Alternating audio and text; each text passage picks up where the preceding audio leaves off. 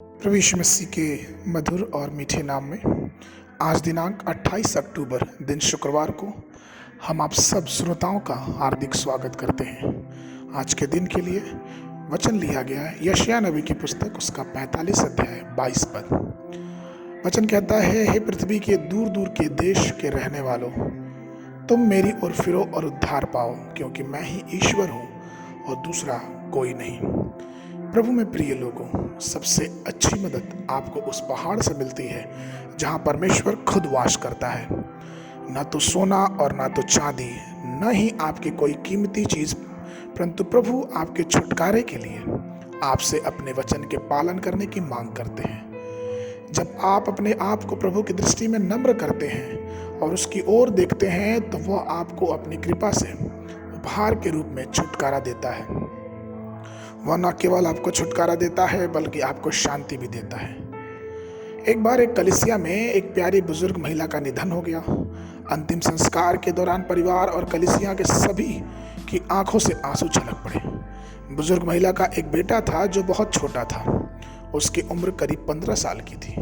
सभी के कब्रिस्तान से जाने के बाद भी यह लड़का वहां रहा और रोता रहा। वह पहले ही अपने पिता को खो चुका था और अब उसकी माँ भी नहीं रही, तो वह पूरी तरह से हैरान था, दुख से भरा था। उसे पता नहीं था कि क्या करना चाहिए। दफन के कार्य को पूरा करने के बाद पास्टर साहब उस जवान लड़के के पास आए और उसकी हालत देख के हस्तप्रत रह गए। उन्होंने उस बेटे को जाके गले लगाया और कहा कि बेटा, जब तक तुम अपनी माँ की कब्र को देखोगे तब तक तुम अपने दिल में उदास ही रहोगे। इसलिए जरूरी है कि यहाँ कब्र पे नीचे देखने के बजाय परमेश्वर की तरफ देखो, जो परमेश्वर जिसके पास आपकी माँ पहुंची है। और इन शब्दों को उस जवान को बहुत अच्छा लगा और फिर पादरी साहब ने कहा कि तुम उस परमेश्वर को देखो जहां से तुम्हारी सहायता आती है।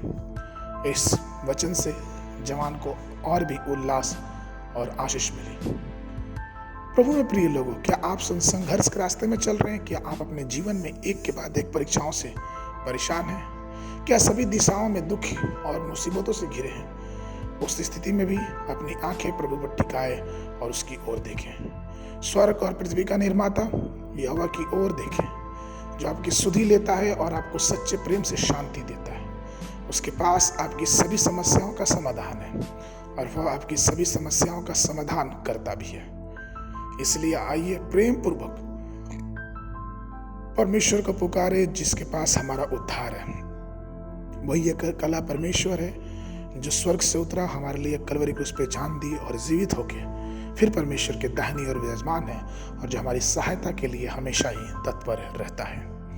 आज के मनन के लिए भजन संहिता की पुस्तक उसका 123 अध्याय 2 पद। देख, जैसे दासों की आंखें अपने स्वामियों के हाथ की ओर और जैसे दासियों की आंखें अपने स्वामिनी की हाथ की ओर लगी रहती हैं, वैसे ही हमारी आंखें हमारे परमेश्वर यहोवा की ओर उस समय तक लगी रहेंगी जब तक हम पर वह अनुग्रह ना करें।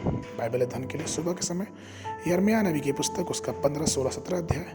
संध्या के समय 2 तीमुथियुस की पत्री उसका 2 अध्याय। परमेश्वर आप सबको आशीष देवे।